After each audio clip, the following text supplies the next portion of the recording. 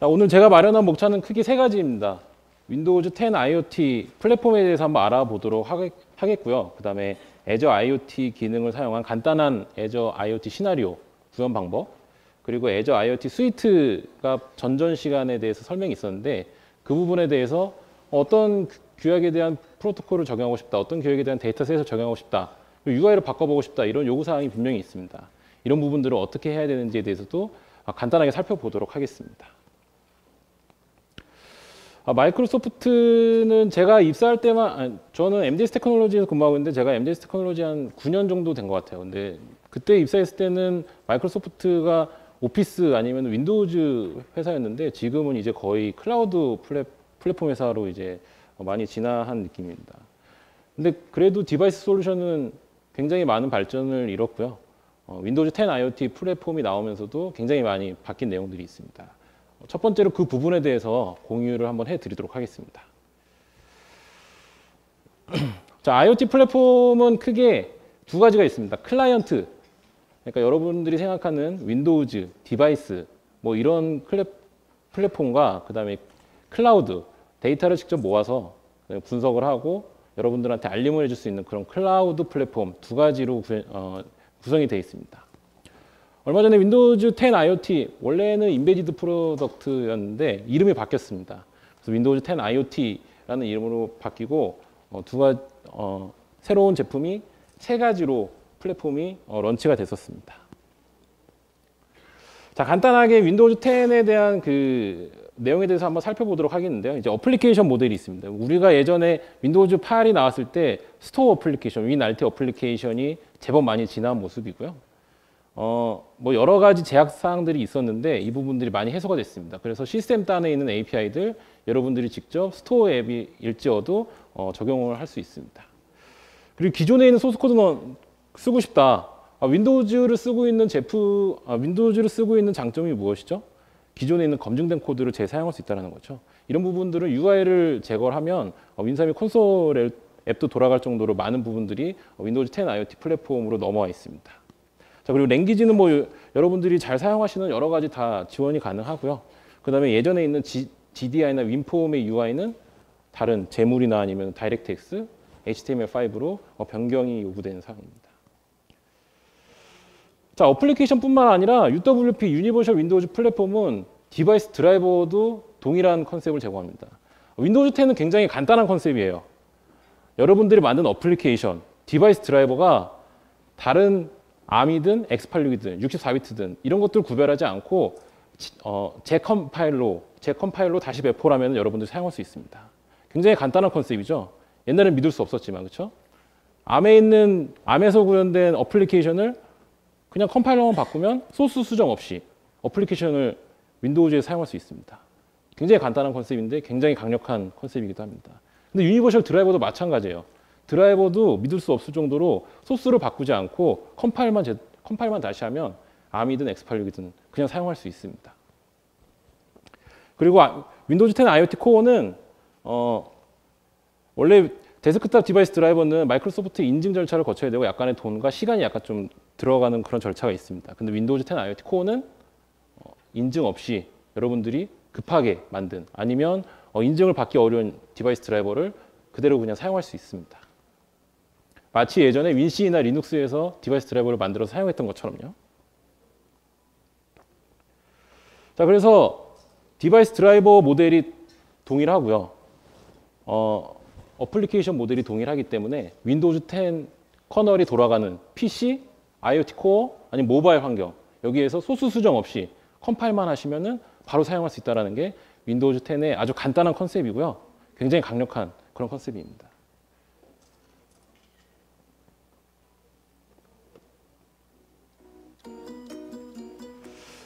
자, 저희가 그래서 그 부분을 알아보기 위해서 옆에 오른쪽을 보시면 엔터프라이즈 제품, 그러니까 쉽게 말하면 이제 데스크탑 기반의 환경에 OS를 설치를 했습니다. 이건 이제 X86이고요. 저희가 페리를 하나 달아서 센서를 하나 달았습니다. 그리고 연결을 하고 저 뒤에 있는 그 탐색기 보이시죠? 바탕화면 보이시죠? 당연히 이제 데스크탑 환경이라는 걸 알 수 있습니다. 어플리케이션은 동일한 모델이기 때문에 그냥 간단하게 사용할 수 있어요. UWP 어플리케이션을요. 그리고 옆에 있는 건 라즈베리 파이 2고요. 암 코어텍스 기반의 플랫폼입니다. 이 부분도 역시 제가 디바이스 드라이버를 포팅했는데 소스 수정 없이 포팅이 가능하고요. 동일한 어플리케이션을 그대로 사용할 수 있다는 거죠. 굉장히 간단한 컨셉, 그렇지만 여러분들이 요구하는 가장 파워풀한 컨셉을 윈도우즈 10 IoT 플랫폼에서는 제공을 하고 있습니다. 자, 윈도우즈 10이 처음 나왔을 때 커널 버전이 10240 버전이에요. 근데 얼마 전에 작년 말에 10586으로 OS가 한번 업그레이드가 됐습니다.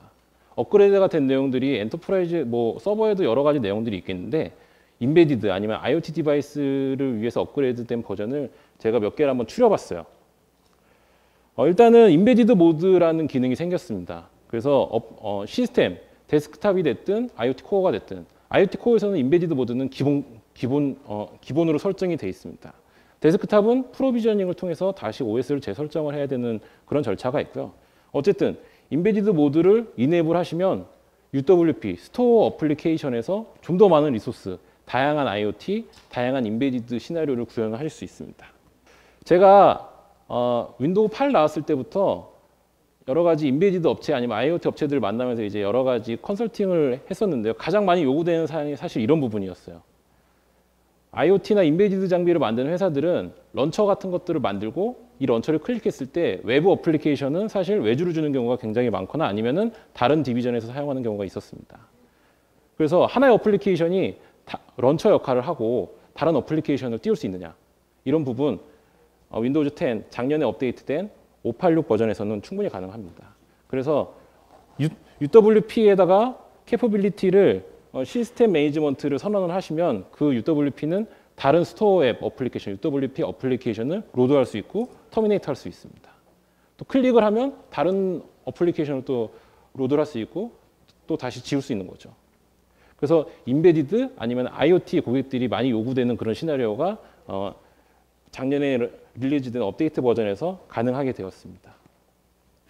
자, 그리고 인베디드 IoT 디바이스는 주기적으로 제 디바이스 상태를 체크를 해야 돼요. CPU 점유율이 얼마인지 아니면은 제가 프로세스가 잡아먹고 있는 메모리 양이 얼마인지 이런 부분들을 당연히 계속 주기적으로 체크를 해야 되는데 이전에 스토어 어플리케이션은 이런 API 접근이 굉장히 어려웠습니다. 근데 좀 더 네이티브 API를 접근할 수 있음으로써 시스템 리소스에 스토어 앱에서 접근할 수 있는 그런 기능이 생겼습니다. 자, 그리고 레가시 인터페이스. 인베디드나 아니면 IoT 디바이스를 만드시는 분들이 예전에 있는 소스든 검증된 소스 코드는 분명히 다시 사용하고 싶어 합니다. 그게 윈도우즈를 사용하는 가장 큰 메리트니까요. 그렇죠? 그래서 디바이스 드라이버도 마찬가지고요. 디바이스 드라이버를 호출해서 사용할 수 있는 여러 가지 API들 스토어 앱에서 사용할 수 있다는 거죠. 스토어 앱에서 크리에이트 파일, 디바이스 IO 컨트롤, 그다음에 라이트 파일 이런 API를 통해서 예전에 윈도우에서 작성하셨던 네이티브 어플리케이션 아니면은 디바이스 드라이버를 스토어 앱에서 활용할 수 있습니다. 자, 그러면 스토어 어플리케이션, 윈도우 10 기반에서 스토어 어플리케이션, UWP 어플리케이션을 제작을 하시고 예전에 있는 DLL, 예전에 있는 디바이스 드라이버, 심지어 시리얼 드라이버까지도 자유롭게 컨트롤할 수 있다는 그런 기능입니다. 윈도우즈 10이 처음에 릴리즈 되고 나서 그 다음 업데이트된 버전 586 버전에서는 좀 더 많은 여러분들의 IoT 그리고 인베디드 고객들의 요구사항들을 수렴을 해서 많은 기능들을 좀 더 많이 여러분들한테 제공을 하고 있습니다. 그리고 UWF라는 기능이 있는데요. 유니버셜 라이트 필터. 그래서 멜웨어가 내 시스템에 접근을 했을 때 껐다 켜게 되면 다시 원상복구되는 그런 기능까지 예전에 인베디드에서 제공됐던 그런 기능들까지 IoT 코어에서도 제공을 받을 수 있습니다. 자, IoT 코어를 테스트할 수 있는 레퍼런스 보드가 현재 4가지가 있습니다. 위에 있는 거는 이제 인텔에서 나온 레퍼런스 보드고요. 얘는 데스크탑 OS도 올라가고 IoT 코어도 올라갑니다. 그리고 밑에 있는 게 라즈베리 파이, 그리고 현재는 라즈베리 파이 3 버전이 출시가 된 상태고요. 정식 IoT 코어 버전은 릴리즈 안 됐지만 프리뷰 프로그램을 통해서 마이크로소프트의 사이트에 접근하시면 이미지를 다운로드 받아서 라즈베리 파이 3에서도 지금 여러분들이 구매를 하셨다면 바로 IoT 코어를 테스트할 수 있습니다. 그리고 오른쪽 위에 있는 게 이제 퀄컴 기반의 드래곤 보드라는 애인데요. 얘는 이제 퀄컴이 마이크로소프트와 암 쪽에서는 가장 오래, 가장 긴밀하게 협업을 해왔기 때문에 당연히 저 플랫폼도 퀄컴 CPU도 IoT 코어를 지원하고 있습니다. 그리고 밑에는 테그라 플랫폼이에요. 엔비디아 테그라 플랫폼이고요. 얼마 전에 런치가 됐습니다. 그리고 이제 다양하게 제가 해외에 있는 여러 그 파트너들을 만났을 때 지금 중국 회사들도 마찬가지고요. 여러 가지 회사에서 IoT 코어 BSP를 개발을 하고 있는 걸로 알고 있습니다. 자, 앱에서 이제 많은 제약 사항들이 풀렸다. 뭐 많이 할 수 있을 것 같다. 근데 문제는 BSP죠. 만약에 여러분들이 SoC 벤더와 협업을 해서 여러분들에 맞는 BSP를 만드시려고 할 때, 보드를 만드시려고 할 때 반드시 BSP 이슈가 있습니다. 마이크로소프트는 굉장히 요즘에 재미난 프로그램을 많이 하고 있는데 그 중에 하나가 라즈베리 파이 오픈 BSP예요. 그래서 기트허브에 가보시면 BSP가 오픈이 되어 있습니다. 아직 풀리 다 오픈되어 있는 건 아니고요. 점차 많이 오픈이 되고 있어요. 그리고 제가 알기로는 장기적인 플랜은 바이오스, 라즈베리 파이용 바이오스와 웹피 파일까지도 오픈소스로 진행을 해야지 예정입니다. 자, 그래서 제가 A라는 회사한테 나 윈도우즈 10 IoT 코어 너무 마음에 들어. 나 이거 좀 지원하게 해줘. 그러면 예전 같았으면 마이크로소프트가 지원을 안 해줘서 우리 못하겠다라는 답변을 들을 수 있습니다. 근데 지금 오픈소스잖아요. 그렇죠? 그럼 이제 그런 핑계 아닌 핑계는 이제 없어질 수가 있는 거죠. 그리고 여러분들도 직접 공부를 하셔서 여러분들이 만든 암 플랫폼에도 직접 테스트를 해보실 수 있습니다. 물론 그래픽 드라이버, 퍼포먼스, 다이렉트X 부분은 약간 여러분들이 하기 어려운 부분들이 있는데 사실 간단한 IoT 디바이스는 뭐 많은 GUI 환경을 요구하지 않는 디바이스들이 많죠. 기본적인 페리에 관련된 안정적인 플랫폼 BSP를 꾸려 나가신다면 여러분들도 직접 OS 윈도우즈 10을 BSP를 다운로드 받으셔서 직접 개발할 수 있습니다. 자, 그리고 그냥 기본적으로 다운로드 받는 윈도우즈 10 IoT 코어 이미지는 여러 가지 부분들이 개발 툴들이 사실 오픈이 많이 돼 있습니다. 그래서 제가 이거를 가지고 양산을 했다 하더라도 다른 사람들이 침범을 할 수 있는 거죠. 뭐 파워쉘을 이용할 수 있다거나 아니면 패스워드를 알고 있다. 그러면은 이제 많은 부분들을 이제 침범할 수 있습니다. 그러기 위해서는 OS 단에서 컴포넌트를 제거를 하고 양산해야 되는 그런 이슈가 있는데 양산용 IoT 코어 프로라는 라이센스가 소개가 됐고요. 이런 부분을 통해서 하시면 OS를 직접 컴포넌트를 넣고 빼고 하시고 직접 앱을 빌트인 하셔서 양산할 수 있는 이미지를 만드실 수가 있습니다. 자, 크게 윈도우즈 10 IoT 플랫폼이 두 개가 있다고 말씀을 드리면 윈도우즈 10 데스크탑 기반의 플랫폼과 그다음에 IoT 코어가 있습니다. 뭐 많은 부분들이 대동소이한데요. 기존에 있는 어플리케이션을 너무 고치기 어렵다. UI를 그냥 계속 사용하고 싶다라고 하시면 데스크탑 버전을 계속 사용하실 수 있고요. 그리고 기존의 하드웨어를 계속 사용하고 싶다고 하시면 그냥 윗버전 사용할 수 있습니다. 하지만 ARM 아니면 인베디드 모드의 UWP로 많은 부분들을 더 많이 어프로치하고 싶다라고 하시면 윈도우즈 10 IoT 코어를 사용할 수 있습니다. 자, 여기까지 제가 디바이스 단에 있는 마이크로소프트 솔루션을 말씀을 드렸는데요. 크게는 윈도우즈 10 IoT 플랫폼, 그리고 엔터프라이즈, 그리고 IoT 코어가 있다. 그리고 IoT 코어는 암도 지원을 하고 BSP도 오픈이 돼 있고 어플리케이션에서 옛날에 윈C나 리눅스처럼 많은 레가시 드라이버들을 자유롭게 소통할 수 있다라는 게 주요 골자입니다. 자, 그리고 이제 다음으로 이제 클라우드 플랫폼에 대해서 소개를 해드리도록 하겠습니다. 마이크로소프트는 애저 쪽에 굉장히 많은 투자를 실제로 많이 진행을 하고 있습니다. 그리고 이제 뭐 위에 있는 부분들은 이제 파스라고 불리는 그런 서비스들이고요. 밑에는 이제 인프라스트럭처, 이아스 아니면 아이아스라고 불리는 인프라스트럭처 부분입니다. 여러분들이 애저를 사용하실 때 나는 버추얼 머신 단을 사용하고 있다라고 하시면 인프라스트럭처라고 아이아스 서비스라고 보시면 되고요. 위에는 그냥 나는 API적으로 접근해서 애저를 사용하고 있다라고 하시면 파스를 사용하고 있다고 보시면 되겠습니다. 파스를 사용하는 사람들이 파스의 개념에 대해서 제가 OS 개발자 출신인데 OS 개발자들한테 잘 설명을 드리려면 얘는 사실 컴포넌트예요. 근데 클라우드에 위치되어 있는 클라우드 컴포넌트입니다. 제가 사용하고 싶은 컴포넌트 OS 구성할 때 클릭을 해서 빌드를 해서 사용을 하잖아요. 얘도 마찬가지예요. 클릭을 해서 제가 사용하고 싶은 클라우드 컴포넌트 사용할 수 있어요. 그리고 빌드를 하는 게 아니라 서로 간의 컴포넌트들을 프로그래밍적으로라든지 아니면 어떤 툴적으로라든지 해서 연결을 시켜주는 겁니다. 결국엔 컴포넌트를 선택을 하고 연결을 시켜줘야지 데이터가 흘러가게 되는 것이죠. 그렇기 때문에 파스는 컴포넌트다. 그것도 클라우드 컴포넌트고 내가 사용하고 싶은 컴포넌트를 선택을 해서 연결을 시켜주는 그런 개념이다라고 보시면 되겠습니다. 저기 옆에 블록이 이제 IoT만을 위해서 준비된 거는 사실은 아니고요. 그냥 굳이 이렇게 카테고리 나눈다면 이제 IoT 컴포넌트가 되겠습니다. 근데 이제 제가 빨갛게 하는 거는 마이크로소프트가 IoT만을 위해서 특화된 서비스를 내놓는다라고 했을 때 저 부분은 IoT의 요구사항을 충분히 받아들여서 내놓은 클라우드 컴포넌트입니다. 그래서 이제 IoT 허브라고 불리고요. 얼마 전에 한 3, 4주 전에 GA 그러니까 오피셜하게 런치가 됐습니다. 자, IoT 허브에 대해서 좀 더 말씀을 좀 많이 드리자면 어쨌든 여러분들이 클라우드 컴포넌트들을 구성을 하셔서 애저를 이용을 하든지 아니면 다른 서비스들도 이용할 수 있습니다. 뭐 버추얼 머신을 사용하셔서 데이터를 받고 싶다라고 했을 때 어쨌든 첫 번째 관문은 굉장히 단단한 컴포넌트여야 된다는 겁니다. 여러분들 디바이스 몇 개 납품하실 생각이세요? 아직 모르시죠? 근데 비즈니스가 잘 되면 많이 납품할 겁니다. 그렇죠? 얘는 1000만 개의 디바이스를 커버할 수 있습니다. 1000만 개가 넘어가면 어떻게 했느냐라고 물어보시는 분들이 종종 있습니다. 그러면 웃으시면서 IoT 허브 하나 더 만드시면 되겠죠. 그렇죠? 예. 그만큼 얘는 굉장히 단단한 놈입니다.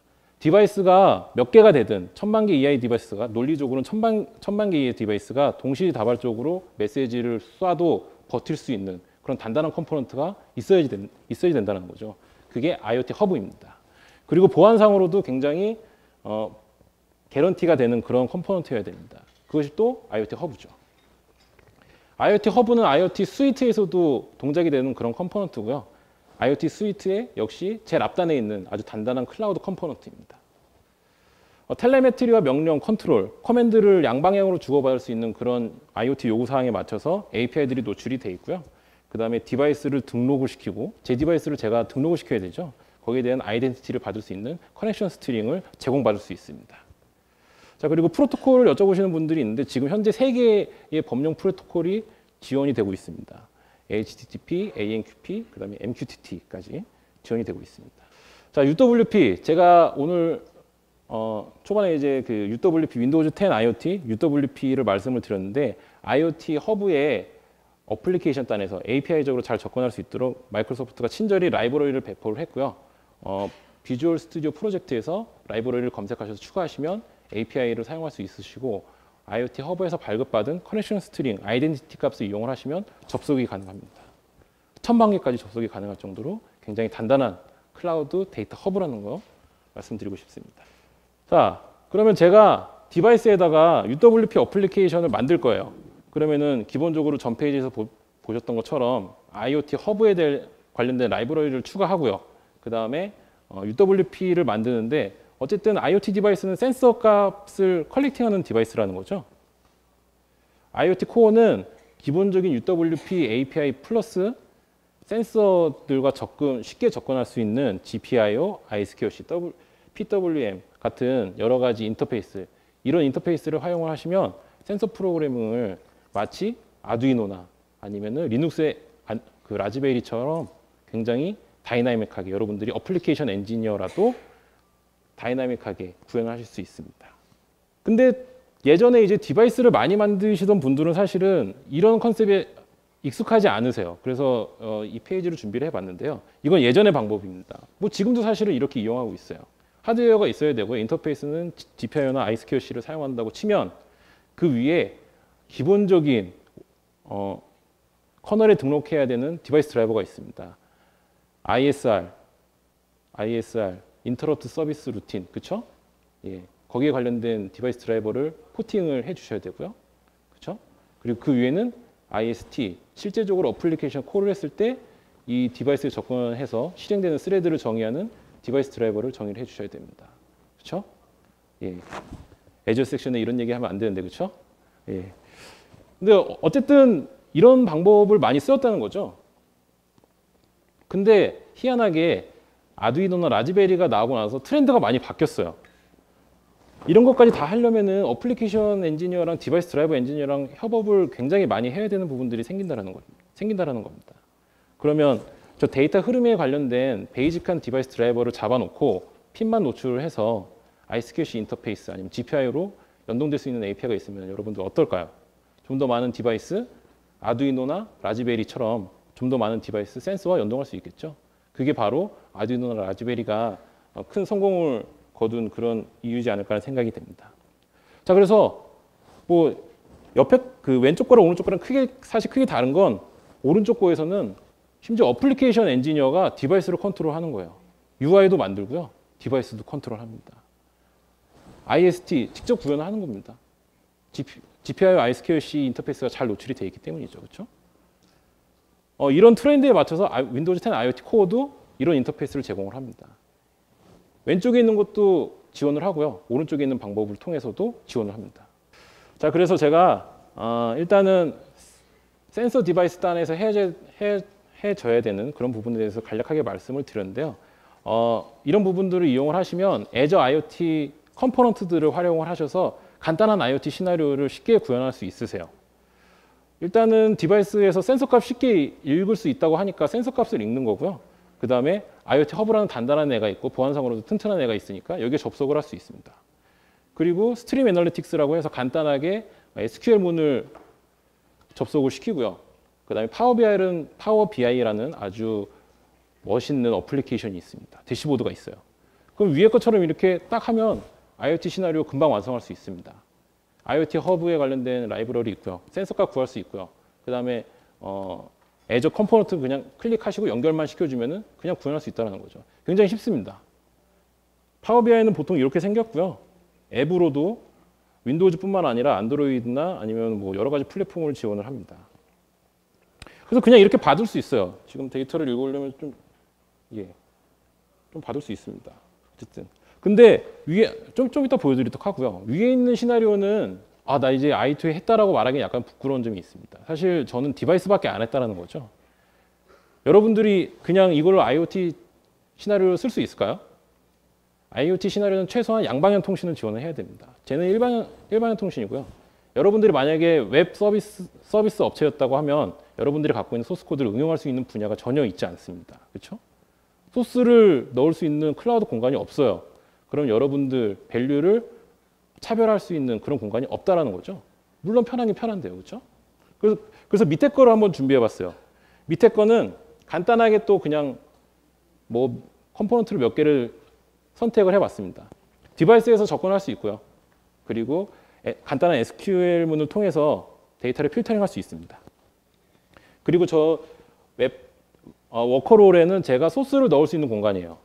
그래서 제가 이거 소스를 넣고 컴포넌트들과 데이터를 검색을 하고 필터링을 해서 양방향 통신을 구현할 수 있는 그런 코드를 넣을 수 있는 공간입니다.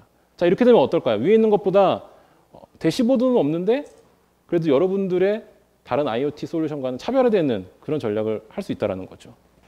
자, 그래서 제가 데모를 잠깐 보여드릴 텐데요. 제가 애저에다가 이 시나리오를 구현을 간단하게 해봤습니다. 일단 제가 해야 될 부분은 IoT 허브를 만들어야 되고요. 그 다음에 스트림 애널리틱스 컴포넌트를 만들어서 간단하게 SQL 문을 넣을 거예요. 그 디바이스가 30도가 넘어가는 애한테 다시 커맨드를 줄 수 있는 루틴을 제가 프로그래밍적으로 워커롤에다가 넣어봤습니다.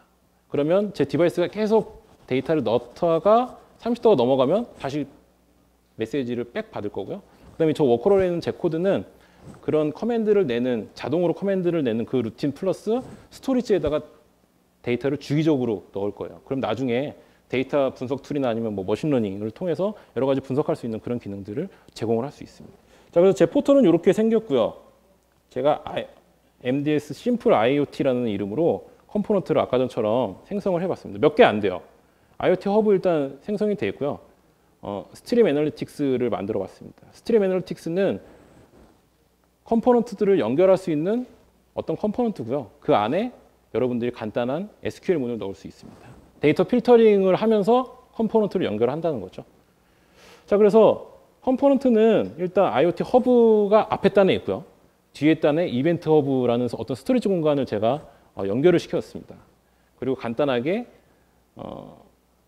30도가 넘는 데이터가 들어오면 30도가 넘는 데이터만 이쪽으로 이동을 시켜라 라고 제가 컴포넌트 두 개를 선택을 하고 하나를 더해서 두 개를 연결시켜 주는 거죠. 자, 그래서 제가 디바이스를 구동을 한번 해볼 텐데요. 제가 오늘 실제 디바이스는 라즈베리 파이를 갖고 왔는데 일단은 구현이 되는지 한번 살펴보도록 하겠습니다. 그리고 소스는 일단 제가 IoT 코어에서는 쉽게 IoT 허브에 접근할 수 있는 API가 제공이 된다고 말씀드렸습니다. 자, 지금 이제 어플리케이션이 디플로이 하고 있고요. 제 지금 센서에서는 온도와 습도를 지속적으로 체크를 하면서 클라우드 애저 IoT 허브에다가 쏘는 그런 루틴이 삽입되어 있습니다. 자,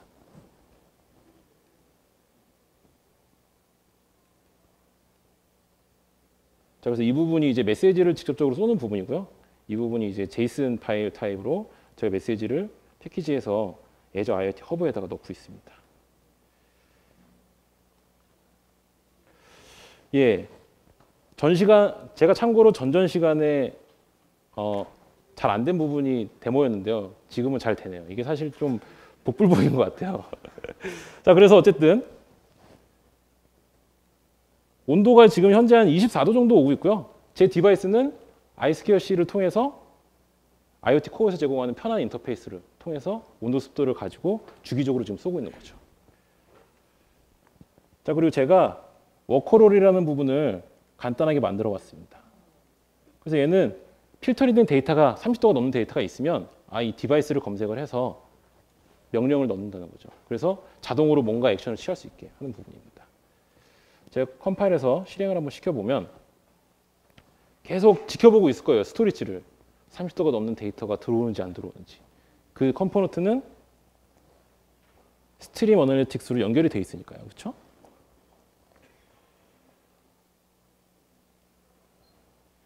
자, 일단 구동되고 있는 도중에 간략하게 소스를 보면 이 부분이 이제 iSquareC 그 센서와 접속할 수 있는 그런 그 소스 부분이고요. 그리고 이 부분이 제이슨 파일을 통해서 IoT 허브로 지금 데이터를 던져주고 있는 그런 부분입니다. 자, 이제 남은 일은 뭐죠? 제가 이 디바이스에 30도를 넘게 하는 세팅입니다. 그렇죠? 그렇죠? 그래야지 이제 제가 데이터를 다시 받을 테니까요. 그리고 그 데이터는 만약에 30도가 넘는 데이터가 있다고 하면 여기에 이벤트가 일어날 겁니다. 자, 지금 아무런 이벤트가 없어요. 그리고 제가 센서에다가 30도를 넘게 작업을 해보도록 하겠습니다. 어떻게 할 수 있을까요? 제 체온이 적어도 30도 이상이니까, 그렇죠? 뭔가 들어오는 것 같은데? 아직 아닌가? 다시 디바이스 단으로 다시 한번 넘어가서요. 온도가 몇 도가 되는지 한번 살펴볼게요. 아직 27도밖에 안 됐네요. 제가 이거를 좀 무리수를 좀 둔 것 같아요. 30도가 넘었습니다. 예, 그럼 뭔가 메시지가 아마 넘어올 것 같아요. 한 번에 안 나오나요? 예, 메시지가 왔고요. 다시 이제 디바이스 단으로 메시지가 백되게 되어 있습니다. 여기 그쵸? 전과 나오는 메시지와는 다르죠. 이게 바로 제가 그냥 콘솔로 찍어준 앱입니다. 이처럼 잠깐 좀 어지러운데요. 예. 간단하지만 어떤 저의 밸류를 줄 수 있는 IoT 시나리오를 구현할 수 있다는 거죠.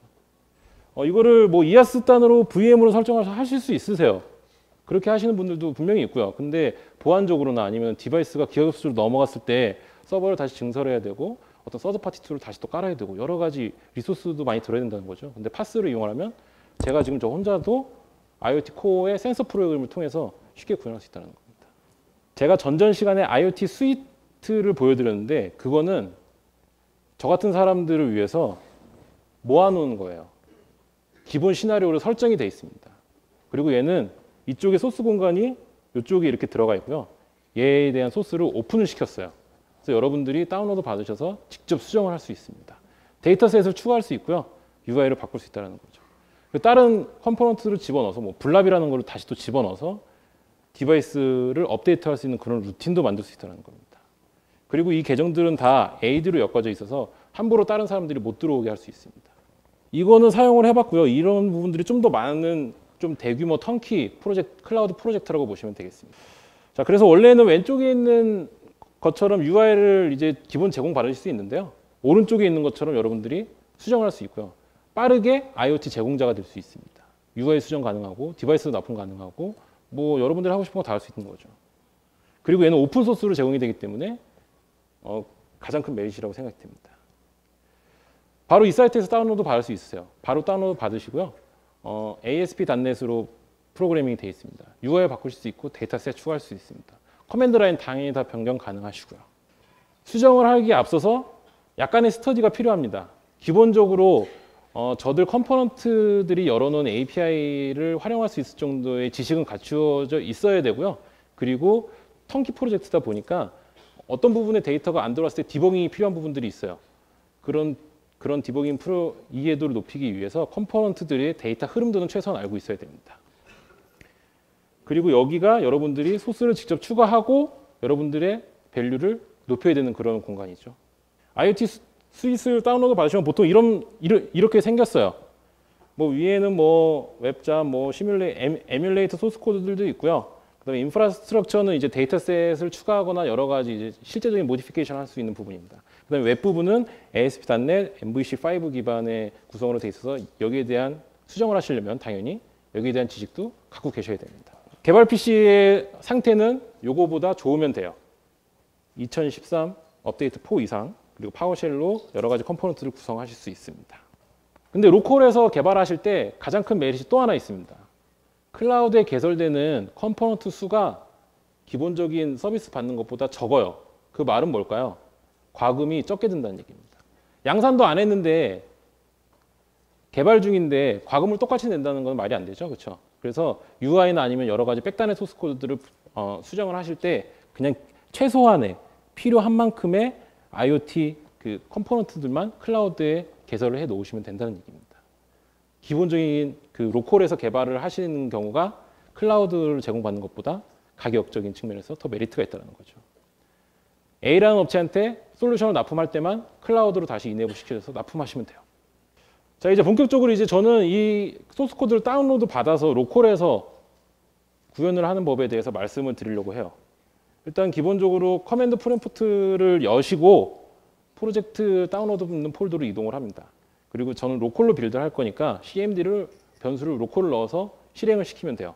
그러면은 파워쉘로 뭔가 이렇게 다 자동으로 마치 클라우드에서 프로비저닝 하는 것처럼 자동으로 이렇게 다 컴포넌트가 생성이 되고요. 로컬에서 개발할 수 있는 환경이 필요한 컴포넌트들이 개설이 되고요.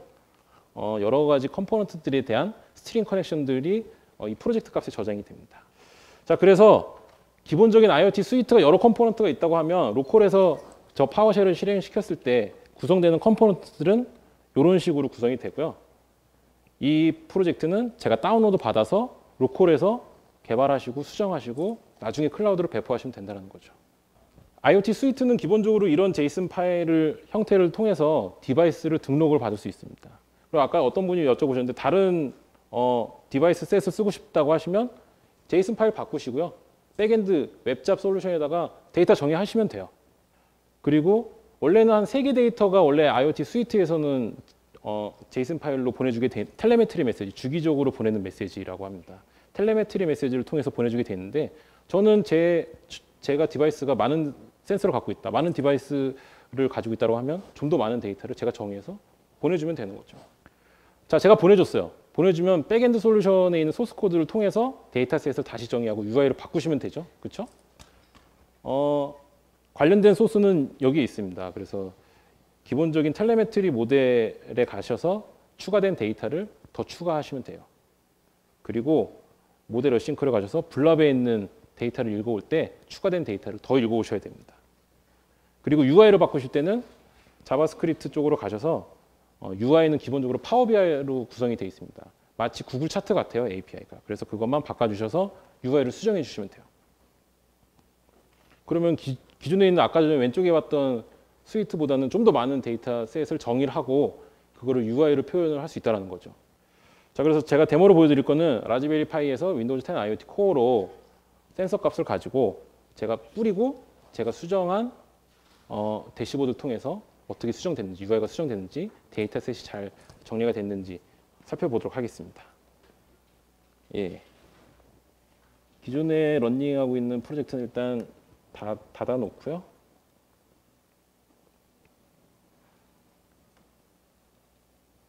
제가 라즈베리 파이용 프로젝트를 하나 열었어요.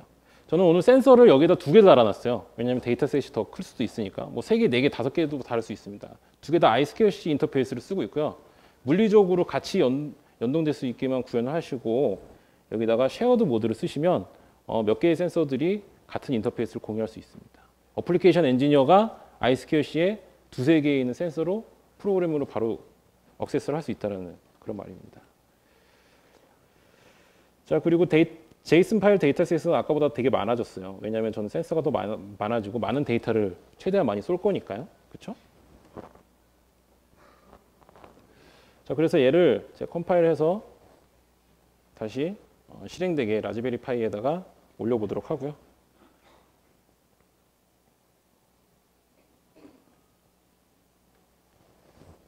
그리고 IoT 스위트 프로젝트를 한번 열어볼게요. IoT 스위트 프로젝트는 기본적으로 아까 전에 그 폴더 구조는 이렇게 생겼습니다. 그리고 이쪽에 가보시면 디바이스 텔레메트리 모델 클래스에다가 제가 추가된, 여기는 이제 제 영어 이름이고요. 추가된 데이터셋을 이렇게 정의를 할 수 있습니다. 추가된 데이터셋을 불랍에서 가져올 때는 좀 더 많은 데이터를 가져올 수 있도록 이렇게 추가를 시키는 거죠. 그리고 UI는 자바스크립트 쪽에 가셔서 파워 BI 객체를 좀 더 갖고 오셔갖고 마치 구글 차트처럼 XY축 하셔서 구현하시면 돼요. 실행을 한번 해볼까요?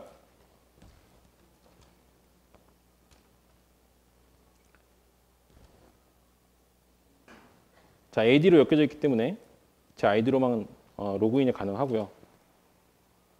왼쪽에 있었던 그런 대시보드는 이제 잊으셔도 돼요. 왜냐하면 새롭게 모디파이된 그런 저만의 IoT 대시보드가 나올 거니까요. 그렇죠?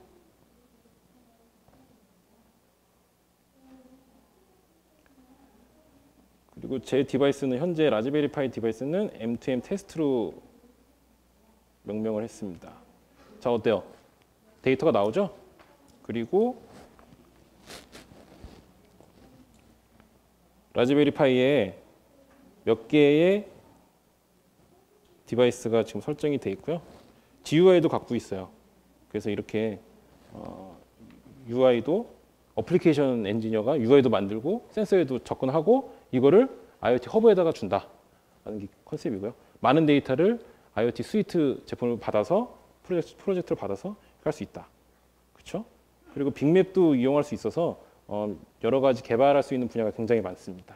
예, 제가 준비한 세션은 여기까지고요. 예, 경청해 주셔서 대단히 감사드립니다.